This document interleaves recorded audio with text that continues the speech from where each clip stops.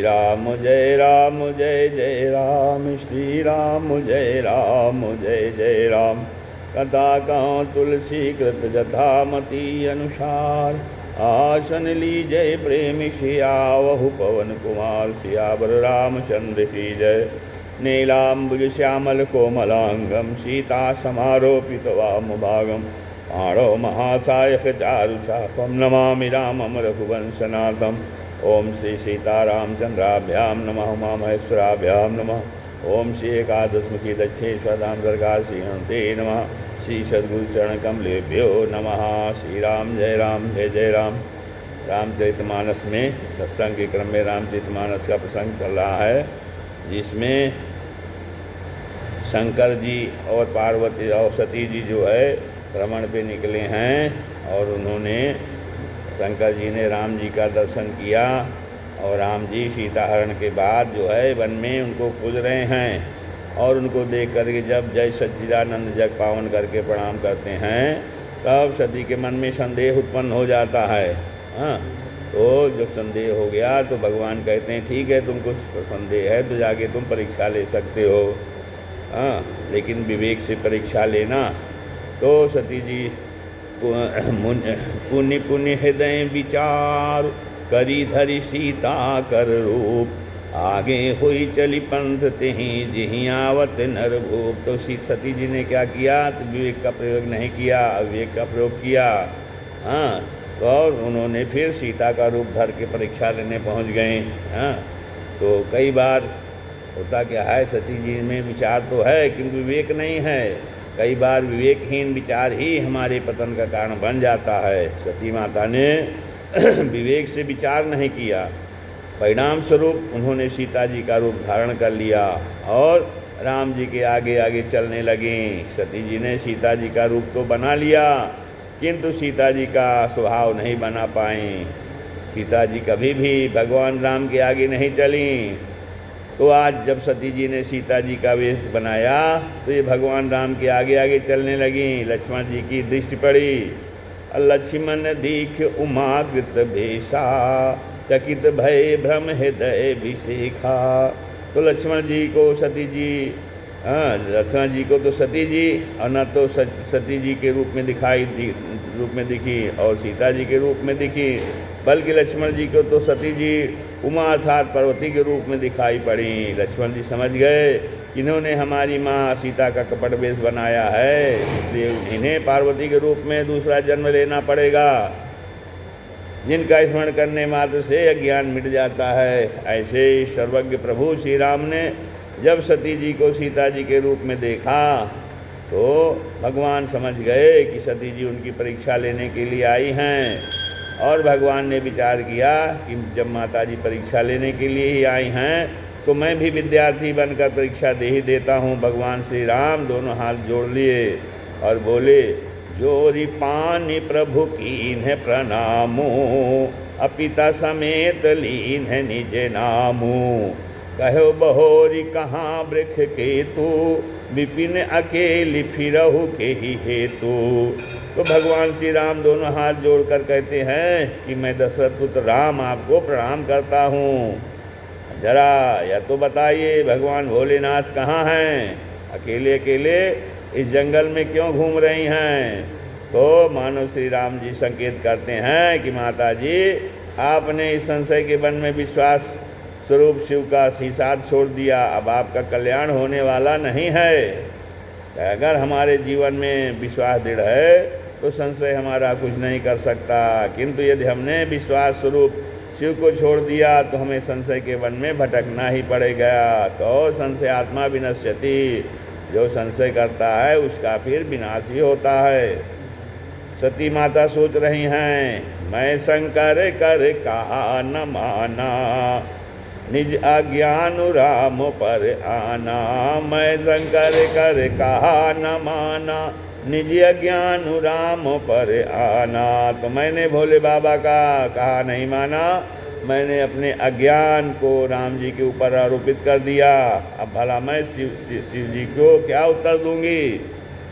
जाय उतर अब देहों कहा, उपजा अति दारुण दाहा। तो कहते हैं भगवान राम विचार करते हैं कि अभी भी सती जी के मन में समर्पण का भाव आया नहीं, अभी भी इनके मन में यह चिंता है कि मैं जाकर श्री जी को क्या जवाब दूंगी। इसलिए भगवान राम सती माता को अपने विराट रूप का दर्शन कराते हैं। सती जी जहाँ देखती हैं वहीं उनको भगवान श्री राम दिखाई पड़ते हैं। बड़े बड़े देवता, मुनीन्द्र, योगींद्र उनकी सेवा करते रहते हैं।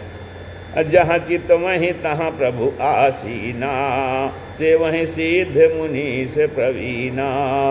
तो दसों दिशाओं में उन्हें भगवान राम ही दिखाई पड़ रहे हैं। सती मैया नेत्रों को बंद करके रास्ते में बैठ गईं, वहाँ से प्रार्थना कर रही हैं, हे प्रभु मैं मन बुद्धि द्वारा आपको जानना चाहती थी। हे प्रभु मैं आज समझ गई कि आपको मन बुद्धि द्वारा जाना नहीं जा सकता। भगवान के सुंदर स्वभाव को याद करते हुए बाबा के पास लौट रही हैं। पहुंच गई हैं भगवान के शंकर जी के पास। गई समीप महेश तब हंसी पूछी कुशलात, लीन परीक्षा कवन विधि कहु सत्य सब बात। लीन परीक्षा कवन विधि कहु सत्य सब बात। तो माता सती जब भोले बाबा के पास गई, महादेव जी मुस्कुराते हुए उनकी कुशलता पूछते हैं। कुशल प्रश्न पूछा और कहा कि सत्य सत्य बताइए, आपने किस विधि से राम जी की परीक्षा ली। सती जी भगवान के प्रभाव को याद करके शिव जी से झूठ बोल देती हैं। अरे कछु न परीक्षा लीन है गोसाई, कछु न परीक्षा लीन है गोसाई। कीन्ह प्रणाम तुम्हारी ना तुम्हारी ही नाई, कीन्ह प्रणाम तुम्हारी ही नाई। हे भोलेनाथ मैंने कोई परीक्षा नहीं ली, मैंने तो आपके जैसे उनको प्रणाम किया जैसे आपने उनको प्रणाम किया था। अच्छा देवी, शंकर जी सोच रहे हैं, कह रहे हैं अच्छा देवी जब प्रणाम ही करना था तो यहीं से कर लेती, जैसे मैंने दूर से प्रणाम किया था तब वहाँ तक जाने की क्या ज़रूरत थी। सती जी ने कहा भोलेनाथ मैंने यह सोचा कि आप ही तो भाव था, मैंने सोचा कि आपका ही तो भाव था, आप नज़दीक जाकर उनको प्रणाम करें। लेकिन आपने सोचा गए जान सबको कि अगर मैं नज़दीक जाकर उनको प्रणाम करूँगा तो दुनिया जान जाएगी कि ये तो परम ब्रह्म परमात्मा हैं। तो ये तो आपका ही भाव था कि आप तो नज़दीक जाके प्रणाम करना चाहते थे लेकिन आप गए नहीं हैं। तो ये आपका भाव है नज़दीक से प्रणाम करने का, तो हम नज़दीक गए। तो कहते हैं तो मैंने सोचा कि जो काम आप नहीं कर पाए मैं ही कर लेती हूँ। पार्वती सती जी सोच रही हैं। फिर कहती पत्नी का अर्थ ही होता है कि पति की इच्छाओं को पूर्ण करे। तो मैंने सोचा आप नहीं कर पाए तो मैं ही नज़दीक से दर्शन कराती हूँ। सती ने ऐसा कहा तो भोले बाबा ने कहा दाल में कुछ काला ज़रूर है। देवी को अगर प्रणाम ही करना था तो समझा कर हार गया, लेकिन इनको समझ नहीं आया। ज़रूर कोई बात है, रहस्य है कोई। और तब भोलेनाथ ने क्या किया कि तब शंकर देखियो धरि ध्याना, तब शंकर देखियो धरि ध्याना। सती जो कीन्ह चरित सबु जाना, सती जो कीन्ह चरित सबु जाना। भोले बाबा ने ध्यान करके देखा, सती जी ने जो चरित्र किया था सारा चरित्र भगवान भोलेनाथ ने देख लिया। अरे राम राम, सती ने सीता का भेष बनाया, मेरी धर्मपत्नी ने मेरी माँ का भेष बना लिया। शंकर जी सीता जी माता को अपनी माता मानते थे सीता जी को। हाँ, तो उन्होंने देखा, ध्यान किया कि अरे सती ने तो मेरी माँ का भेष बना लिया। तो कहते हैं ये तो अनर्थ हो गया। लेकिन अपराध सती जी से हुआ है, आखिर यह अपराध सती जी से क्यों हुआ? तब मानस का विश्लेषण करते हैं कि भगवान ने सती जी के इस अपराध को 3 जगह बांट दिया है। भगवान शिव कहते हैं बहुरी राम मायहि सिरुनावा, प्रेरि सती जेहि झूठ कहावा। तो भगवान जो शंकर जी फिर भगवान की माया को जो है पहला आरोपण किया कि राम की माया के ऊपर, अर्थात कि राम की माया थी इसलिए इन्होंने ऐसा झूठ बोला। यह राम की माया के कारण सती जी से झूठ कहलवाया है। राम जी के माया के ही कारण सती जी ने भेष बनाया। पहला आरोप ऐसा लगाया, मतलब पहला आरोपण या पहला विचार ऐसा किया कि ये राम जी की माया थी जिसने सती जी ने ऐसा भेष बनाया है। फिर दूसरा उन्होंने कहा कि हर इच्छा भावी बलवाना। अच्छा कहा कि दूसरा यह आरोप किया कि हरि जी की इच्छा थी महाराज, और तीसरा ये कि भाभी थी, इसलिए हो गया। 3 जगह भोलेनाथ ने इस अपराध का बंटवारा कर दिया कि हरि इच्छा थी, राम जी की माया थी, और फिर भाभी ऐसा होना था, इसलिए जो है फिर राम जी की माया के कारण सती जी ने झूठ कहा। राम की इच्छा के कारण सती जी ने झूठ बोला, और होनी के कारण, होनी माने भवितव्यता होना है, इसलिए उन्होंने झूठ बोला। मतलब राम जी की माया और राम जी की इच्छा और राम जी के, और फिर जो है होनी, जैसे जो होनी है, इसलिए सती जी ने झूठ बोला। तो सती ने झूठ बोला। क्या सुंदर भोलेनाथ का दर्शन है। सामान्य व्यक्ति होता है तो अपनी पत्नी को ही फटकार लगाने लगता, मुझसे झूठ बोलती है, कब तक, कहाँ तक बचोगी, मैं सर्वज्ञ हूँ, मैं सब देख रहा हूँ। सामान्य व्यक्ति होता तो ऐसा ही कहता, लेकिन भोलेनाथ ने सती जी को एक शब्द भी नहीं कहा, कुछ नहीं कहा। ज्ञान घाट के वक्ता हैं भोलेनाथ, ज्ञान घाट के वक्ता हैं, इसीलिए ज्ञान प्रकट है। सती जी को कुछ नहीं कह रहे हैं। मानस के आधार पर भोले बाबा होनी को टाल सकते हैं। भावी में टिसकहीं त्रिपुरारी। तो भोले बाबा ने इस भावी को क्यों नहीं मिटाया? भोले बाबा ने इस भावी को इसीलिए नहीं मिटाया कि इस भावी के साथ हर इच्छा जुड़ी हुई है। हरि इच्छा भावी बलवाना। तो जिसके साथ हरि की इच्छा जुड़ी हुई है, इसलिए भोलेनाथ ने इसको भावी मेट से कहीं त्रिपुरारी नहीं मिटाया। और भोलेनाथ भावी को तो मेट सकते हैं, किंतु जिस भावी के साथ हर इच्छा जुड़ जाए भोले बाबा उसे मिटने नहीं देते। अब भोले बाबा सोच रहे हैं कि क्या करूं। जीवन में एक ऐसी स्थिति आती है कि जब भ्रम हो जाता है कि अब क्या करूं। अरे परम पुनीत न जाइत जी किए प्रेम बड़ पापू। परम पुनीत हैं, सती जी को त्यागते नहीं बनता। हाँ, परम पुनीत न जाइत जी किए प्रेम बड़ पापू। कहते हैं अगर मैं इनको प्रेम करूँगा तो जब मैं इनको प्रेम करूँगा तो इनके भीतर मुझे मेरी माँ के दर्शन होंगे। उस स्थिति में अगर मैं उनसे प्रेम करूँगा तो धर्म की मर्यादा समाप्त हो जाएगी। मिटई भगति पथो। तो भगवान शिव ने राम जी का ध्यान किया। तो भगवान शिव ने सोचा राम जी का ध्यान किया। जीवन में जब ऐसी स्थिति हो जाए तो क्या क्या करें और क्या ना करें। तो उस स्थिति में हमें सीधे भगवान के शरण में चला जाना चाहिए। भोले बाबा भगवान के शरण में गए। सुमिरत राम हृदय अस आवा। और उनके हृदय में ये भाव आ गया और उन्होंने सती के उस देह का परित्याग कर दिया। यह त्याग सती जी का नहीं है, यह त्याग केवल सती जी के तन का है, जिससे उन्होंने सीता जी का रूप धारण किया है। और संकल्प कर लिया भोलेनाथ ने कि एहि तन सती भेंट मोहि नाही। और शिव संकल्प कीन्ह मन माही। तो भोलेनाथ ने संकल्प कर लिया कि अब इस देह के साथ सती जी के साथ मेरा मिलन संभव नहीं हो सकता। तो देवताओं ने फूलों की बरसात कर दी। धन्य हो भोलेनाथ, आपके लिए सिवा या सुंदर प्रण कौन कर सकता है। धन्य हैं। सती जी को लगा न जाने कौन सा प्रण कर लिया है इन्होंने।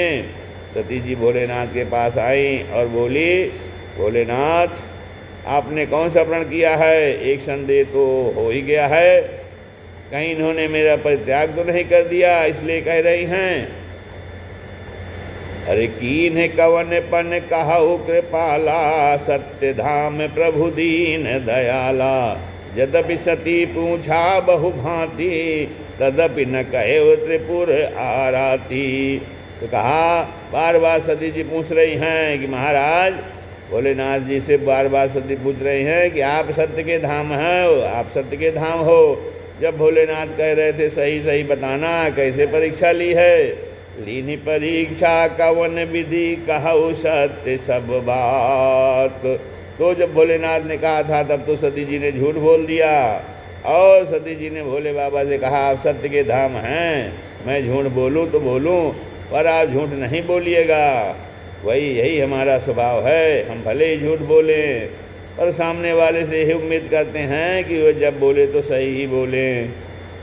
तो भोले बाबा जब सती जी से कह रहे थे तब सती जी सही नहीं बोली, और सती जी भोले बाबा से बोली, आप सत्य के धाम हैं, मैं बोलूं तो बोलूं पर आप नहीं बोल सकते। अब भोले बाबा ने विचार किया, ऐसा सत्य नहीं बोलना चाहिए जिससे दूसरे के हृदय में पीड़ा हो जाए। सत्यम ब्रूयात प्रियम ब्रूयात न ब्रूयात सत्यम प्रियम, अर्थात जिस सत्य को बोलने से हृदय में घात हो जाए ऐसा सत्य नहीं बोलना चाहिए। भोले बाबा कहते हैं अगर मैं इनको सही सही बोल दूंगा तो इनके हृदय में कष्ट होगा, इसलिए भगवान शिव ने कुछ नहीं कहा। वर्णत पंथ विविध इतिहासा तो विश्वनाथ पहुँचे कैलासा। तो भगवान बड़ी सुंदर कथा सुनाते हुए सती जी को लेकर के फिर कैलाश पर्वत पर गए और भोले बाबा ने समाधि लगा लिया। तो वो स्वामी तुलसीदास जी लिखते हैं कि जल उपय सरिस बिकाई देखहु प्रीति की रीति भली, बिलग होई रसु जाई कपट खटाई भर परत पुनी। अर्थात जल में और दूध में कितनी ज़्यादा प्रगाढ़ मित्रता है, जल और दूध में कितनी प्रगाढ़ मित्रता है कि गोस्वामी तुलसीदास जी लिख रहे हैं कि वैसे पानी का कोई भाव नहीं होता है, लेकिन ये दूध के साथ मिला दो तो पानी भी दूध के भाव बिक जाता है, दूध का भाव बन जाता है। हाँ, और दूध अगर 50 रुपये लीटर है और अगर उसमें पानी मिला लिया जाए तो पानी भी दूध के समान मूल्यवान हो जाता है। पानी मिश्रित दूध को फिर जब किसी ने आग पर रख दिया तो नीचे से आग जलाई, और जब आग जलाई तो पानी क्या सोचता है कि देखो मेरा कोई मूल्य नहीं था, लेकिन मेरे मित्र दूध ने अपने समान मूल्यवान बना दिया, इसलिए मेरा उत्तरदायित्व है कि जब तक मैं हूँ अपने मित्र के ऊपर आँच नहीं आने दूंगा। अर्थात नीचे से जब आग लगी तो पानी ऊपर जलने लगा। पानी जल रहा है क्यों? क्योंकि वह अपने मित्र के उपकार को जान रहा है। जब पानी जलने लगा तो दूध सोचता है राम राम, मेरे रहते हुए मेरा मित्र जला जा रहा है, धिक्कार है मेरे जीवन को। दूध में उबाल आ गया, जैसे उबाल आया किसी ने पहुंचकर पानी के 4 बूंदों का छींटा मारा तो अपने मित्र का संपर्क पाकर पुनः दूध शांत हो गया। तो कैसी सुंदर मित्रता है दूध और पानी की। गोस्वामी जी ने तुलसीदास जी लिख रहे हैं, इतना सुंदर उदाहरण है जैसे दूध पानी को दूध से अलग नहीं किया जा सकता, उसी प्रकार एक पत्नी को उसके पति से या पति को उसके पत्नी से अलग नहीं किया जा सकता है। और पति और पत्नी का संबंध वैसे ही है जैसे दूध और जल का। लेकिन महाराज जरा जल और दूध में एक खटाई डालकर देखो, पानी और दूध से अलग हो जाएंगे। जीवन भर घोलते रहो फिर वो एक नहीं होने वाले। इसी प्रकार पति पत्नी का जो संबंध है वह बड़ा दृढ़ है, लेकिन पति पत्नी के संबंध में अगर किसी ने कपट की खटाई डाल दी तो पति और पत्नी के संबंध में विक्षेप हो जाता है।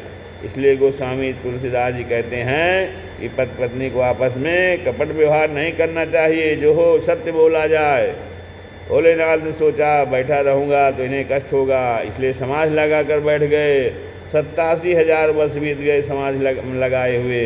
बीते संबद सहस 87, तो 87,000 की लंबी समाधि भगवान भोलेनाथ लगाई और सती मैया पश्चाताप की अग्नि में जल रही हैं। 87,000 वर्ष के बाद जब शिव जी का ध्यान टूटा तो राम नाम का स्मरण कर रहे हैं। हाँ, आइए हम सब बड़े भाव से राम नाम कीर्तन करते हैं, प्रेम के साथ मिलकर के गाएं। बोलो भक्तवत्सल भगवान की जय। श्री राम जय राम जय जय राम, श्री राम जय राम जय जय राम, श्री राम जय राम जय जय राम, श्री राम जय राम जय जय राम। तथा विसर्जन होते हैं सुनो वीर हनुमान, राम लखन सीता सहित हृदय करो विश्राम। सियावर रामचंद्र की जय। एकादश मुखी दक्षिणेश्वर दामोदर कारण हनुमान जी।